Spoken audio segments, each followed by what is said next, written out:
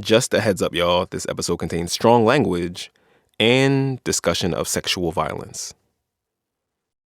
What's good, y'all? I'm Gene Zemby, and this is Code Switch from NPR. Okay, so this feels weird to say out loud, but I'm going to share this with y'all. One of my very first memories is about Bill Cosby, of all people.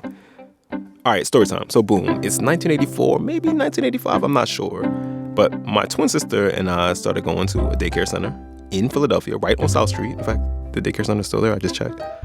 I remember that we hadn't been going there very long when the women who ran our little group at the daycare center sat all of us kids in a big circle on the carpet, and they asked us about what happened on the Cosby Show the night before. And all the other kids there, all little black kids like us from our neighborhood in South Philly, started answering their questions. I also remember distinctly not knowing what it was they were talking about. Like, I clearly had not gotten the memo that we were supposed to be watching this show. It went like this every Friday from then on. Little kids with barrettes in their hair and Velcro sneakers sitting on a brightly colored rug and being quizzed about what happened the night before with Rudy Huxtable and the rest of her family on TV. I honestly don't remember if we watched The Cosby Show in our house before we started going to the daycare center, but I do remember we watched it religiously after that, like for the rest of the show's run on the air. But yeah, when I was like 4, Bill Cosby literally became my first homework assignment.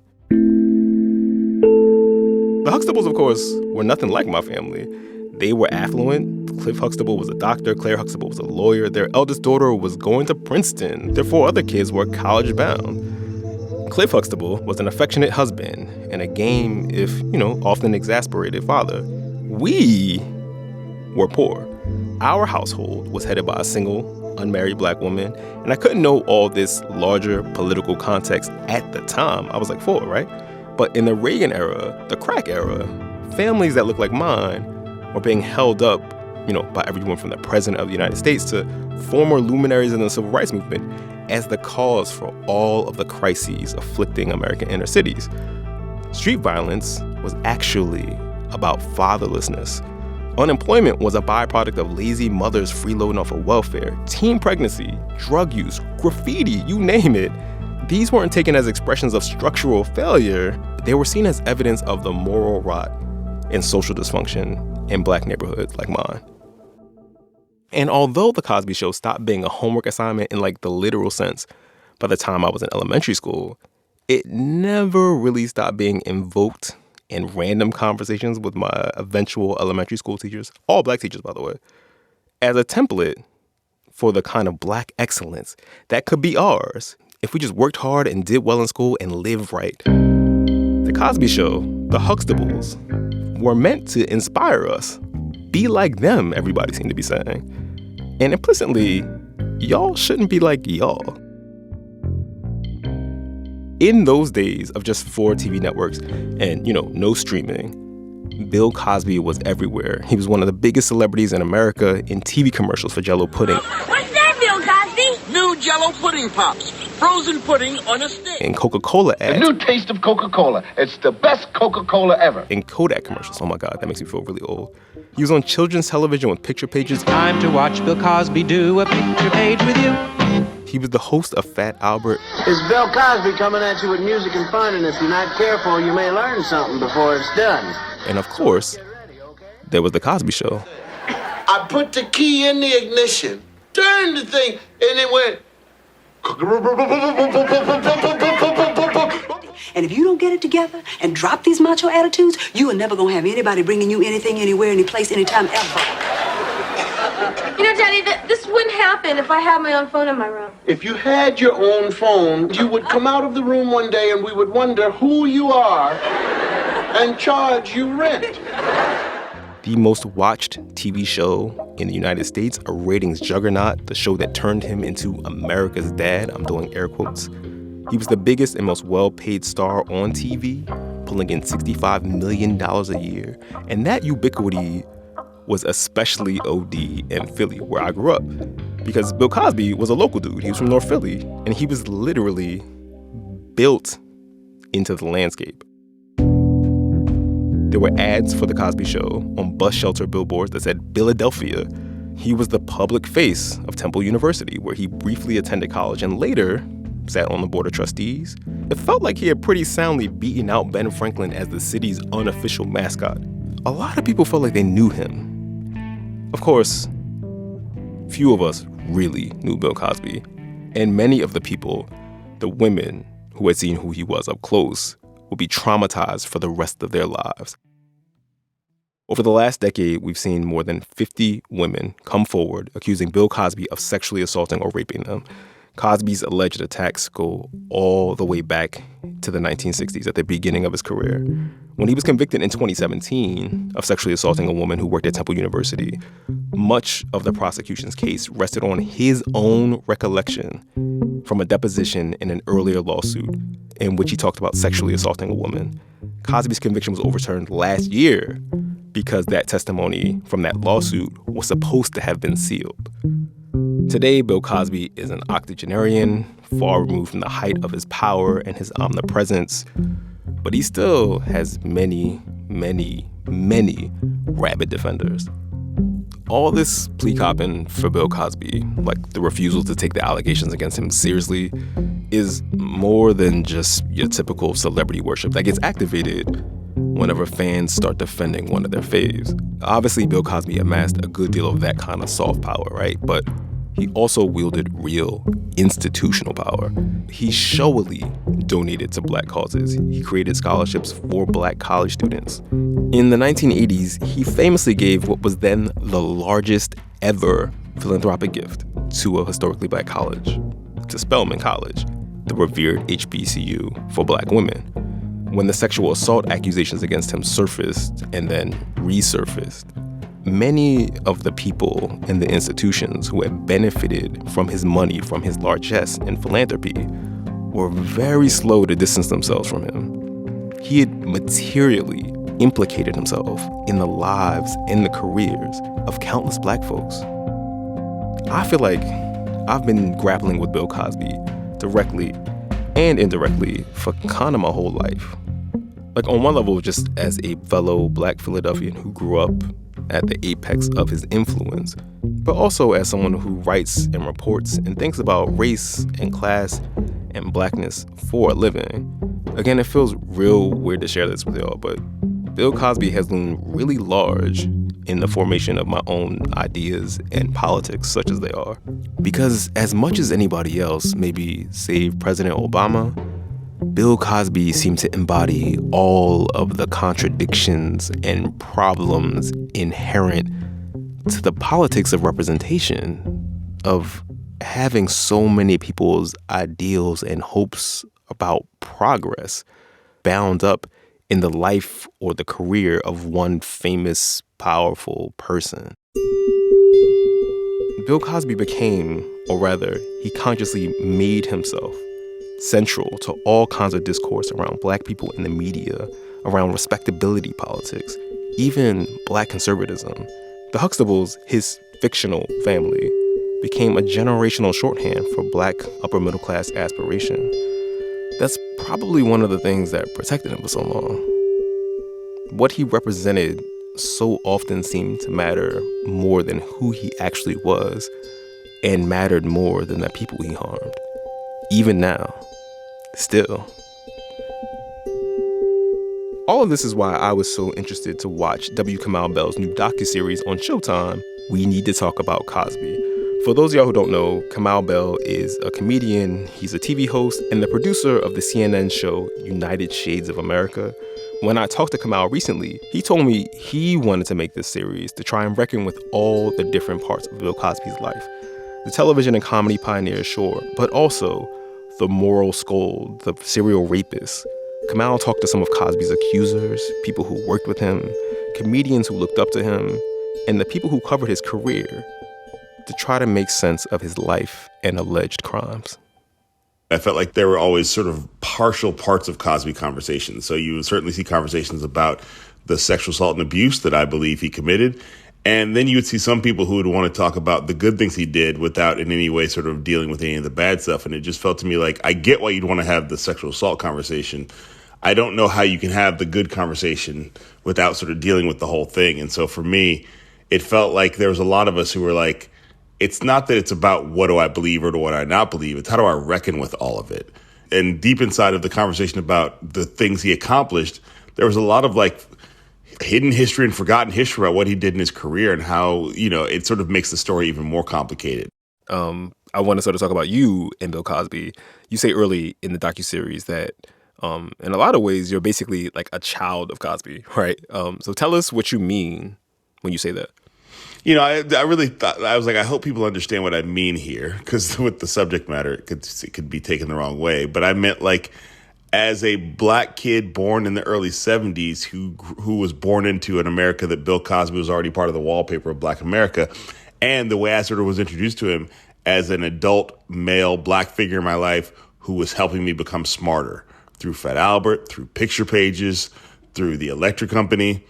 You just sort of feel like it was almost like he lived in your neighborhood. Like, even the houses down the street, those people could tell you to get out of the street and go home. You know what I mean? Like, he was another parental figure in my life just through the television. So I think for a lot of us, we sort of, from the time we were born till the time we grew up, Bill Cosby has been in our lives telling us to do better and be smarter and and where to go to school. Like, I think it was just sort of like he was a parental figure. And you can't disentangle that from the fact he literally became known as America's dad. So when you say I'm a child of Bill Cosby, you're saying I was a child during the period of time when this dude was America's dad.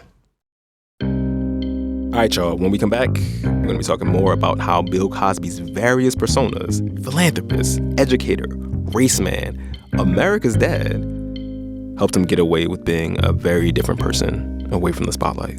Behind the scenes, he's doing things that most of us don't know, but his career was always cloaked in change agent and important figure. That's after the break, y'all. Stay with us.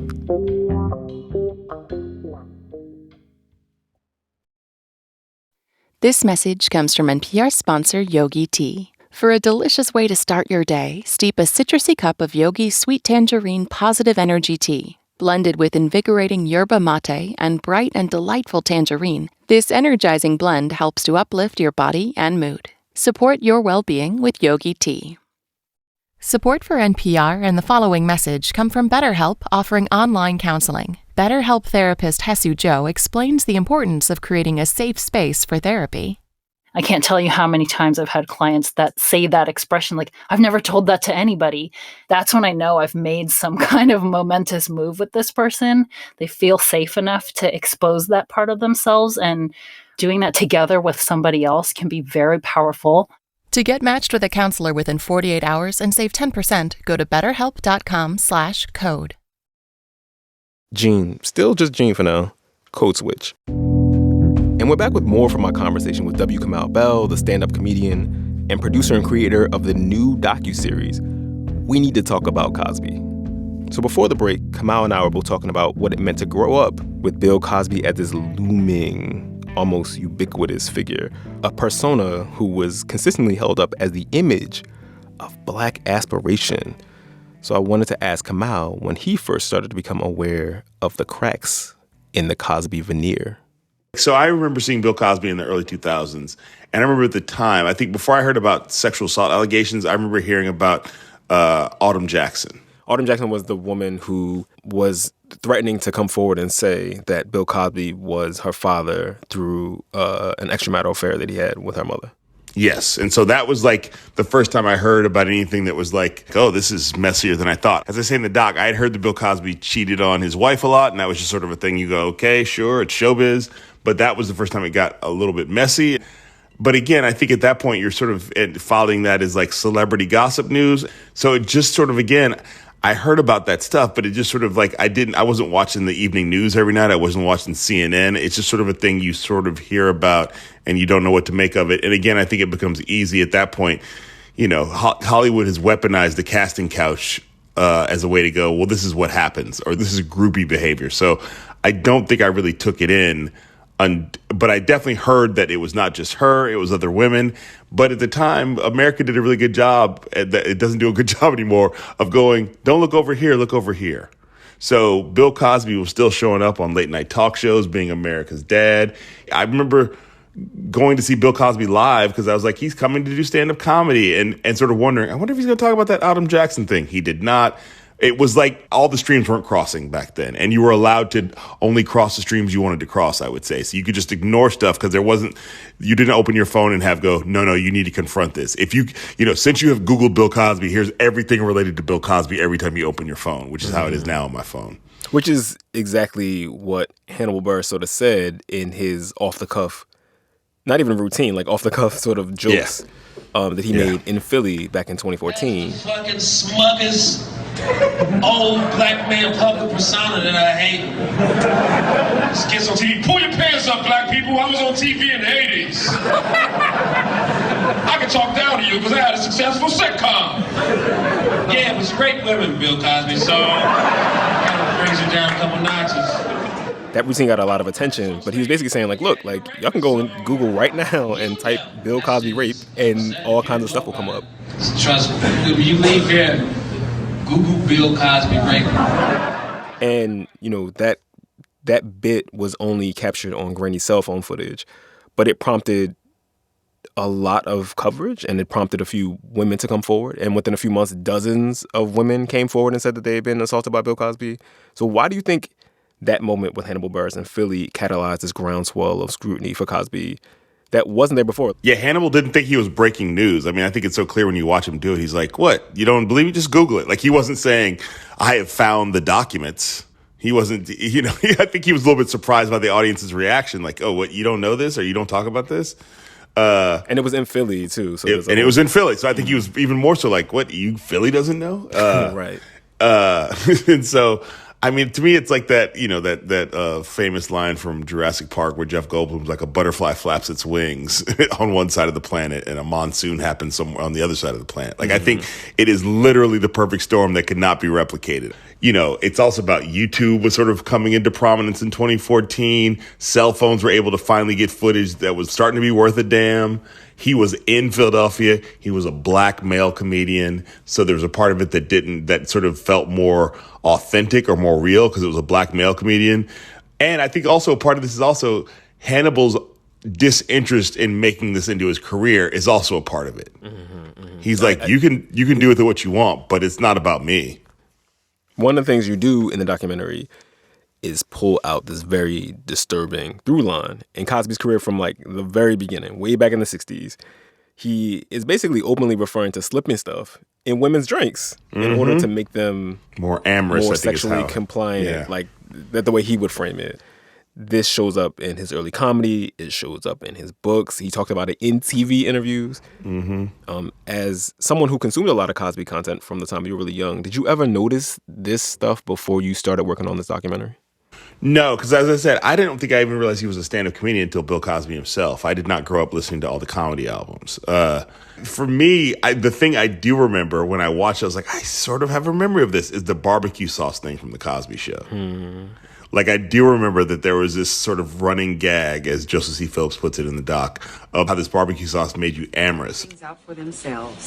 They haven't worked anything out for themselves. It's my barbecue sauce. Your barbecue sauce. My barbecue sauce. Haven't you ever noticed after people have some of my barbecue sauce, after a while when it kicks in, they get all huggy-buggy? Oh, stop. I'm dead serious. Haven't you ever noticed that after one of my barbecues and they have the sauce, people want to get right home? But what I don't remember is being shocked by it, offended by it, confused by it. I don't remember my mom being shocked, offended, or confused by it. It just sort of like, and what it shows is that just the nature of Hollywood, the nature of show business, that Bill Cosby was regarded as such a good figure that he could get away with stuff that another comic would not get away with. So if it was a comic who didn't have such a family-friendly image, you would probably see it differently. I mean, in the context of the show, which I watched when I was growing up, like everybody, it would have not tripped any alarms. But then when you watch that scene with the barbecue sauce in the documentary, it is so disturbing, like so disturbing. You have in the documentary, you have people watch that scene, and they're like, "Bruh, how do we miss this? How do we?" this is why I think it's great to be a comic making this, because we could sort of like have this dark laugh about it that you wouldn't have in other documentaries about it. Like you could really sort of have the real reaction of like, what the fuck is going on here? And I think that, related to that was when I started to do this work on my own before I was working on the series, I was like, wait, wasn't Dr. Heathcliff Huxtable an OBGYN? Yeah. And wait a minute, wasn't his office in the basement of the house? Like, it just doesn't make any sense. Like, every other TV show, they will tell you the office is across town, and they will just magically get the person there and back whenever they need to. They just walk out one door and in another door. But for some reason on that show, and he could have been, as Kieran Amayo says, you could have been a dentist, but you weren't. He could have been any other doctor with any other specialty, and it wouldn't have looked as weird when you look back on it. And he could have had his office anywhere in the world. He could have had it in Paris and said, I have a private jet that gets me there in time for work. But he didn't. He had it in the basement of his house. In his basement. One of the things that we need to talk about Cosby gets into is all the ways that the Cosby of the 1960s was this really important, really towering black first. Like, I had no idea about a lot of this stuff from his biography. Like, within just 4 or 5 years of him starting out in stand-up comedy, he was already the first black person to be a main character on a network TV drama with I Spy. He became the first black person to win a primetime Emmy because of I Spy. He won 3 in a row. He won 3 in a row, right. I was really surprised to learn that he, like you said before, was like the seminal figure in the creation of this whole industry of black stuntmen. He basically like kickstarted it as a viable profession. Again, I think there is a sense of Cosby came through the door as an important figure because, Dick Gregory kicks the door open. So therefore, the next few people who come through the door are really important. And it's not, so Cosby coming right after Dick Gregory, and in the middle of America, we've had a lot of racial reckonings. I'm sure as you're aware. Yeah, it's like, oh, it's May again. Yeah. Yeah. So this was the 1960s racial reckoning when black people were on TV getting arrested and beat up every night by the cops or whatever, or by water hoses and sit-ins, and so being black is a charged identity. And Bill Cosby's on TV talking about football and going to the movies. And he's not doing it in a way that feels like he's putting himself down or putting black people down. He's just a good-looking, college-educated young man who is the kind of guy you'd want to introduce your parents to, as Michael Dennis says in the doc. Like, he's sort of like, he doesn't seem pressed by the news of the day, but he also doesn't seem like he's somehow like a sellout. He's not like somebody who's out there like just trying to get over for himself. He sort of carries himself in a way that he is like, that black people could watch and feel like he's representing us well, and white people could watch and be like, oh, black people aren't scary. If he had just done that was big. But then to get I Spy, he becomes important because he's the first black person to be a co-lead on a show, and he gets 3 Emmys in a row, and then we don't know. And behind the scenes, he's doing things that most of us don't know. But he's like, his career was always cloaked in change agent and important figure. You show in the documentary that he was able to become so popular. Like, the profile at the time said he transcended race, which is the thing they used to say about black people who had crossover appeal all the time. Yeah, they never said it about David Bowie. He transcended race. Exactly. It's only black people. Yeah. But you wrote that he transcended race by kind of switching gears because, as you said, Dick Gregory kicks down the door. And Bill Cosby idolized Dick Gregory. He sort of patterned a lot of his early act around Dick Gregory's act. Before pivoting to like almost never talking about race, right? And being really clean. What was that switch in approach about for him? I think Bill Cosby I think there are some comedians, and let's take it separate from any crime, who are like, I'm trying to be the biggest. Some comedians are trying to be what they think the best is. Some comedians are trying to be the most themselves. But there are some comedians who are like, I'm trying to be the biggest not that I can be the biggest comedian. I think Bill Cosby always had that. And so that means that you go, if I'm political, that automatically alienates people. I want to try to get the biggest audience. I don't want to alienate anybody. So I think there are decisions made to be like, everybody's got a mom, everybody goes to the movies, everybody likes football, or at least knows what football is. Everybody knows what the story of Noah is in the Bible. I'm not judging the material, but I'm saying that when you sit down to write jokes, you're automatically picking who's going to be able to relate to it based on what you write on. And I think Bill Cosby, and I think you really see that in the 70s, he, like, the way I think he does like a full frontal attack on show business in the 70s, where he's doing everything from kid shows to comedy albums to primetime shows to late night television, and he's doing movies. He's not leaving any stone unturned, which is what you do when you want to be the biggest, not when you just want to have a career. So you talk about the fact that he was on the Election Company, he was on Fat Albert, he was on Sesame Street sometimes, he was like leaning into becoming the sort of mainstay of educational programming. And then he goes on to get his doctorate from UMass. He started to go by Dr. William H. Cosby. He was like leaning into this branding as an educator, which took up more space when he became a moral scold later in his career, right? When he started decrying how much Black people didn't value education. But as you sort of point out in the documentary, his own educational background is really spotty. It's really hard to pin down. So what do we know and what don't we know about Bill Cosby and school and his actual education history? Well, we know that he went to two different high schools in Philadelphia, one of them which was a very acclaimed high school, and he dropped out of both of them. We know that he eventually got his GED, which is totally legit and fine, and nobody's arguing with that, but it's not something that he talked about when he talked about education. You know, and then it starts to get really sort of like, well, what happened there? So by the time he gets through Temple, but he doesn't finish, he drops out. And as a college dropout, I'm not judging anybody from dropping out of college. But then once he becomes a star in the 70s, he goes back and gets his degree from Temple. And I think, as Mark Lamont Hill puts it, it's a degree that basically is like for life achievement. It's like, it's not... Because he's famous. Yeah, he's famous. And they also... You know, they understand that if he's an alumnus of Temple, it's good for them. And I'm sure at that point he's already starting to give them money, or he's promising to give them money. So he gets that degree. And then he decides to go get his EDD at UMass. And it's an EDD that is basically an EDD based on his work on Fat Albert, and a dissertation that is written about his work on Fat Albert, that there is dispute about who wrote that. Right. So... there's just a sense of like, all that can be fine if those people want to give you a degree, but the way he sort of lorded his education over the rest of us was like, you would have thought he was a straight A student his whole career, went straight through school and graduated summa cum laude, and and just had done all the work himself without any help. And the fact is, it would have been a better story if he talked about how hard it was to get through school. But that's not what the narrative was. And so I think that just becomes an early flag of like, this is not all, he is not everything we believe he is. So, because by the time you get to the pound cake speech, he's talking about education. He has no empathy in his voice or in his opinions about the difficulty that Black people face getting through America. And you go, well, you came out of the projects and you had a hard educational background. You don't have any, where'd the empathy go? One of the things about sort of the discourse around the Cosby Show that wasn't necessarily in the Cosby Show, but it was happening around the Cosby Show. It was the biggest show on TV for years. It was the highest rated show on TV for like 4 or 5 seasons, something like that, maybe even longer.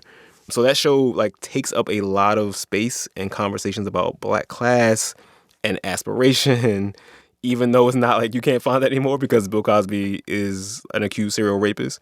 So what do you make of how much that show still like shapes the way people think about the accusations against him? The thing about the show that I think was so revolutionary that I even sort of learned as I looked back on it was like, a lot of it was made about how much money the Huxtables had or had to have had to live that lifestyle. And when I watched it later, I was like, first of all, when I watched it, I wasn't thinking about the money as a kid.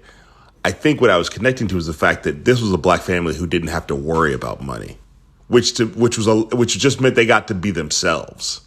It wasn't about the fact that it wasn't like a show about people who were always like with new cars and new, they wouldn't even buy Theo the Gordon Gartrell shirt.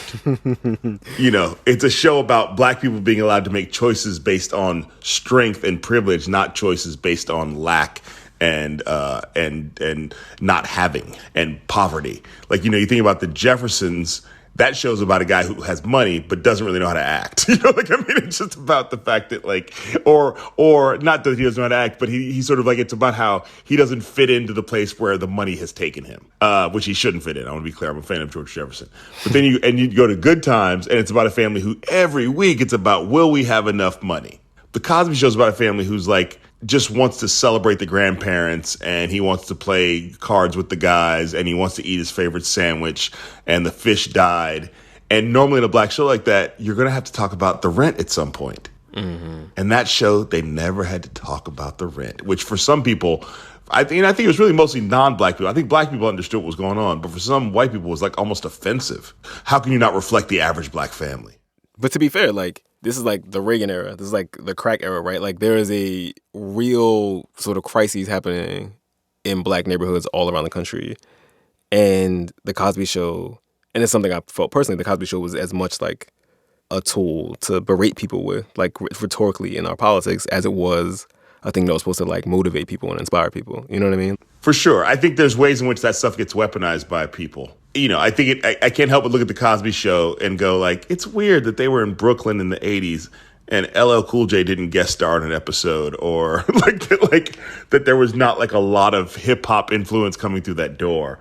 But then I heard like Questlove say the first time he saw a sampler was on the Cosby Show with Stevie Wonder. So I sort of like, well, maybe I'm looking at this in the wrong way. So I think there are ways in which it becomes a Rorschach test for what you think about it. Sort of says a lot about you. But yes, absolutely. And we showed this in the documentary that the way in which Bill Cosby sort of takes on respectability politics, especially later in his career, gets weaponized by people like Mitt Romney, who are like, why don't you just be more like Bill Cosby? And the fact is that the Huxtable family it's not a documentary. It's a fictional family in a fictional play in the place of Brooklyn, but not the Brooklyn that Brooklyn is experiencing necessarily at the time. There are a lot of people in this documentary giving the different takes and perspectives on Bill Cosby and his work. And the people on that show are notably not there, except for Joseph C. Phillips, who played Martin, Denise's husband, in like the later seasons. And that's really glaring. It's very telling. Like, in fact, with the exception of Felicia Rashad, I think, no one who was on that show has really said much about the accusations. She said that they were an attempt to destroy his legacy. She said that a few times. They've all been pretty quiet over the last decade plus as all this has unfolded. So I know, like, you were doing your due diligence. You had to reach out to the cast members of the show.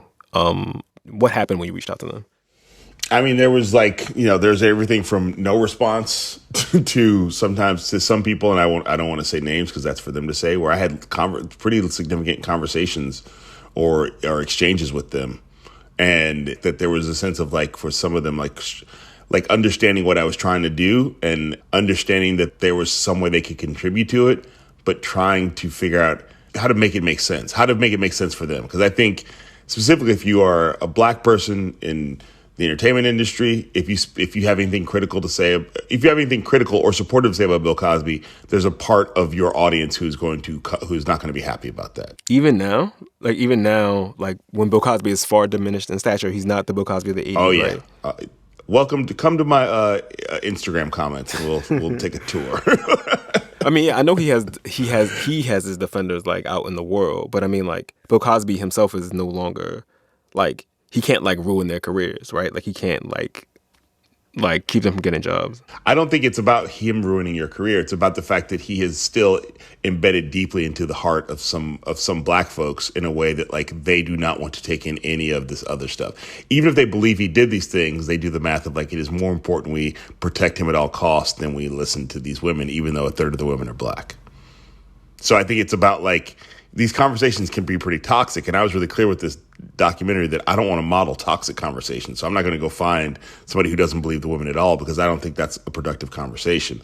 In the same way that, like, if I'm going to talk about the COVID vaccines, it doesn't help me to go. And on the other side, we have people who think the vaccine makes you magnetic. It just doesn't. To me, it's not a productive conversation. So I think the idea being that that it is still Bill Cosby, the third real conversation for everybody who grew up in Bill Cosby's America. And then if you're black and if you're a celebrity and you worked with him and you're identified as being your whole career is owed to him, you're just adding more electrified rails to this conversation in a way that even if you've spoken at it before, you maybe experienced some level of attack, or maybe and if you're a black woman, maybe you didn't feel safe in the world after you said anything.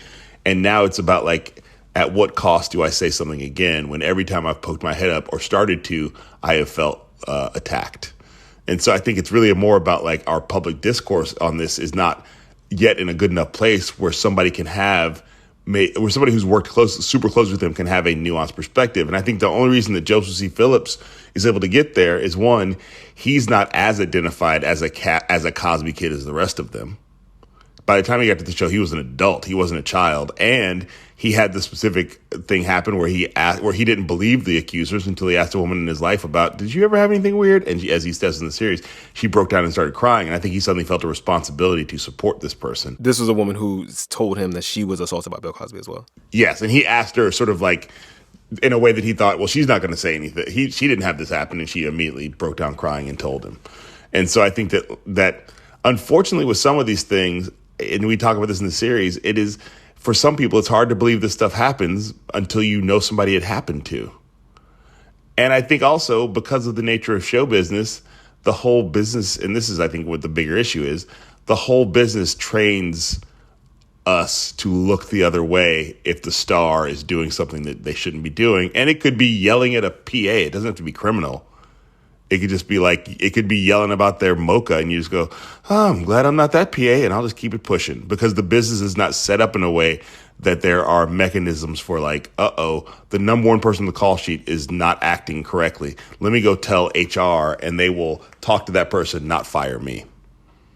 And so I think there's just a sense that like there is still, we have this, for the culture, many people in the culture have decided that one black man's voice is more important than the black women who have claims of rape and sexual assault by Bill Cosby. I mean, the number of women who have accused Bill Cosby of sexual assault and rape is at this point like somewhere between 50 and 60. And as one person in the documentary points out, if 50 or 60 women have come forward, then the real number is probably like north of 100, right? Because of the sheer number of allegations against Bill Cosby, though, like there are just so many survivors that you could have talked to for this. And at every sort of juncture in the documentary, when you're laying out the parts of Bill Cosby's life, like this was the moment where he became, a TV star. You go to a survivor who tells her story of like that is like parallel in the timeline. Like while Bill Cosby was blowing up on I Spy, this woman tells a story about how he raped her. And Bill Cosby is, digging in his heels as a sort of substitute teacher on TV, right? He's raping these people. As he's getting his PhD at UMass, you talk to a survivor in each of those places. So I'm wondering, it seemed like there's this horrible surplus of just like monster stories to pull from. Like how you decided on which stories to focus on, because you do weave smaller excerpts in throughout the docuseries, but there are a couple of stories you really let kind of breathe. I mean, a lot of this is a function of, obviously we weren't going to talk to all of the survivors. It's over 50, as you say, some say 60. And all of them weren't going to talk to us because a lot of them, again, it's like what you were saying with some of the people who are just connected with Cosby. When they spoke their head up to tell their story once, they were like, they got attacked. And so they're like, well, I'm not doing it again. And so I think the idea being that like once we got some of the survivors who wanted to do it, it was just basically like the ones who showed up first were the ones we sort of like, were like, okay, let's sit down and do this. And then it becomes at some point like we kept sort of had these asks out. And as they came in, it was like, we need stories from certain eras. We need stories we need a variety of stories. So like Eden Turl's story is a story of assault. It's not a story of rape, but we don't want to say that like that story doesn't matter, And also she's able to talk about lots of things because she actually was an actor on the Cosby Show. So there's just a sense of like how they are connected to the Cosby directly, if they worked on the show, what their story is. And you also want it does come out that there was a way in which he did it that does feel like that he has an MO about how he goes about this. So you want to highlight those things. But really, the first interview we did is sort of the nature of this is also just how you can't control this. You just get what you get. And the first survivor we talked to was Victoria Valentino. And so that was the interview that like really broke open for me how to do this, because I was nervous about how she was going to handle it. And I think she came through understanding that she was taking care of us in large part because she's told this story before. And she's been through all this, and we're the ones who are new to this. And so for me, it was like once we got so much from her in that first interview, I became clear, like, we have to make sure that we highlight all of these stories and these women in ways where it's not just about their time with Bill Cosby. So you spent 3 years basically with all of this information about Bill Cosby, just sitting in this like geyser of Bill Cosby stuff. Like you've had a lot of time to sit with, these horrible crimes that he's accused of. How do you feel about these questions that you posed, right? That you're trying to pose in this documentary, right? About all these different threads of his life and all the things that he touches on and all the monstrous things that he's accused of doing. How are you making sense of this person and his legacy now? I mean, I think, one, we have to stop assuming that because you do good work, you're a good person. And even if because you do because you donate to the right causes or create a better work in the world, that means you are incapable of doing bad things. I think this is a way in which showbiz, since the creation of showbiz, has like sort of tried to create has actively worked to create false images of people because they want you to believe that John Wayne actually is a cowboy. And they don't want you to know that his real name, I think, is Marion. Like, I think that there's a way in which we're going to change your name. We're going to dye your hair. We're going to lie about your age. We're going to say you're dating people you're not dating. We're going to give you your clothes. And you're not just a guy who plays cowboys. You actually are a cowboy. And I think that sort of still exists to this day. And now a lot of celebrities are curating that image themselves on social media. But I think we just have to not be so naive. And I think the next generation is not going to be that naive, that just because you do good work, you are a good person and capable of bad things. And the other thing is, for me, is like, none of this means anything if we don't actually work to create more effective systems of safety and support around survivors of sexual assault.